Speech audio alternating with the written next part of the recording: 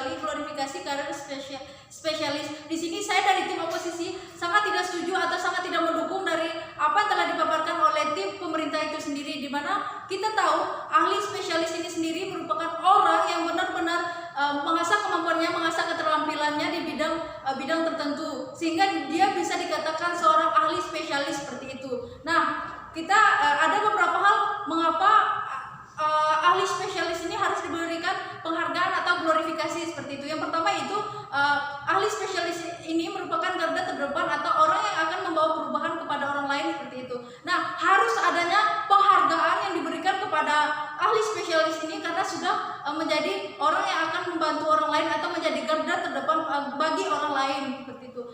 Penghargaan yang diberikan itu dapat berupa uang atau finansial dan berupa jabatan. Nah, tadi dari tim pemerintah mengatakan bahwa untuk menempuh pendidikan ahli spesialis ini sendiri membutuhkan biaya sangat mahal. Nah, kita tahu sendiri di Indonesia sendiri disediakan yang namanya beasiswa oleh pemerintah. Mengapa kita tidak memanfaatkan beasiswa yang telah pemerintah berikan kepada kita agar ahli spesialis ini dapat memanfaatkan, dapat mengasah kemampuannya, dapat menambah keterampilannya ini agar dapat berkembang lebih baik lagi dengan memanfaatkan beasiswa yang telah diberikan oleh pemerintah itu sendiri seperti itu. Nah, ada beberapa hal yang harus ada 3 spesialis yang perlu diperhatikan di dalam yang perlu diglorifikasikan atau diberikan penghargaan di dalam bidang spesialis. Yang pertama itu dalam bidang kedokteran atau spesialis kedokteran. Yang kedua adalah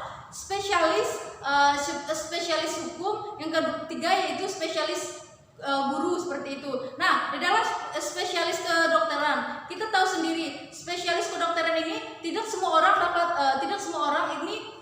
dapat menempuh atau memperoleh gelar seorang ahli spesialis di dalam bidang kedokteran ini sendiri. Nah, tentu saja perlu mendapatkan pendidikan formal atau pendidikan khusus di dalam bidang kedokteran. Kita tahu sendiri, jika di dalam bidang kedokteran atau bidang kesehatan ini salah dalam menentukan suatu diagnosa atau salah dalam mengobati orang lain dapat berakibat fatal seperti itu. Nah, contoh di sini yaitu seorang dokter umum mengobati orang yang punya penyakit jantung. Di sini kan sungguh sangat tidak masuk akal atau tidak bisa sekali dilakukan karena orang dokter umum ini tidak mempunyai keterampilan, tidak mempunyai pengetahuan yang luas dalam menangani orang yang punya penyakit jantung seperti itu. Nah, sehingga perlu yang namanya dokter spesialis jantung untuk menangani orang yang memang mempunyai penyakit jantung tersebut.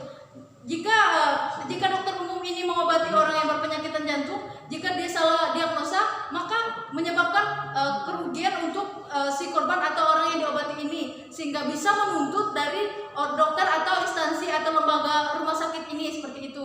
Nah, ini kan harus kita waspadai, harus kita hindari, sehingga perlu yang namanya ahli spesialis. Nah, dari sini kita bisa menyimpulkan atau bisa mengambil intinya di mana seorang ahli spesialis ini harus diberikan glorifikasi atau penghargaan seperti itu, karena dia sudah ingin menempuh pendidikan di mana harus menempuh pendidikan seorang ahli atau memang benar-benar mengkhususkan dirinya untuk menangani hal-hal khusus demikian seperti dokter spesialis jantung tersebut. Itu kan tidak semua orang bisa mengerti, memahami, berpengalaman seperti itu di dalam bidang tersebut, sehingga memang sangat penting sekali glorifikasi ini dilakukan seperti itu. Nah, yang kedua dalam bidang hukum, di dalam bidang hukum ini sendiri, contohnya seorang hakim, kita tahu sendiri di dalam hukum harus menempuh pendidikan yang berhubungan dengan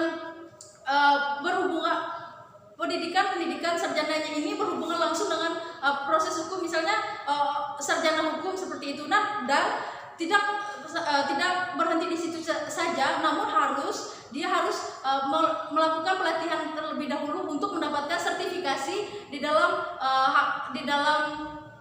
pendidikan tersebut agar dia dapat menjadi seorang hakim yang bermutu, berkualitas seperti itu, agar bisa atau dapat digunakan atau dapat memutuskan suatu perkara. Nah, kita tahu sendiri di dalam bidang hukum ada yang namanya hukum perdata dan hukum pidana. Jika hakim ini tidak mengerti tentang hukum perdata dan dia memang ahli spesialis di dalam hukum pidana, dia dianjurkan atau diminta untuk memutuskan di dalam hukum perdata. Tentu saja dia tidak tahu apa yang harus dia dilakukan untuk memutuskan perkara tersebut. Nah, apakah kita bisa mempercayai apa yang dia katakan, apa yang dia putuskan? Tentu saja tidak bisa, karena dia belum bersertifikasi, belum mempunyai pengalaman, belum mempunyai keterampilan di dalam bidang tersebut. Jadi dia tidak bisa memutuskan hal tersebut. Jadi penting yang namanya glorifikasi untuk ahli spesialis tersebut, seperti itu. Nah, yang ketiga yaitu di dalam spesialis keguruan atau spesialis guru. Kita tahu sendiri, guru di sini merupakan orang yang dapat mewujudkan, orang yang sangat penting di dalam mewujudkan suatu kualitas sumber daya manusia ini, untuk menciptakan kualitas sumber daya manusia ini agar menjadi agar ke arah yang lebih baik, seperti itu kan. Nah, kita lihat sendiri di negara maju seperti di Jepang, di negara Jepang ini sendiri spesialis misalnya keguruan ini sangat dikhususkan ke dalam bidang pendidikan dan tidak diharuskan atau tidak dikhususkan untuk bidang lain seperti bidang keuangan, seperti itu. Dia hanya fokus kepada bidang pendidikan, sehingga kualitas dari sumber daya manusianya ini dapat dikatakan bermutu dan tidak diragukan lagi kualitasnya, seperti itu. Sehingga perlu kita lakukan glorifikasi untuk karir spesialis. Nah, di sini saya ingin menegaskan sekali lagi bahwa saya sangat tidak setuju dengan tim pemerintah, di mana tim pemerintah tidak setuju yang ada yang namanya ini glorifikasi terhadap karir spesialis, seperti itu. Jadi sangat penting. Di sini kami ingin menegaskan, dari tim oposisi menegaskan bahwa glorifikasi untuk tim spesialis ini sungguh sangat dibutuhkan. Terima kasih.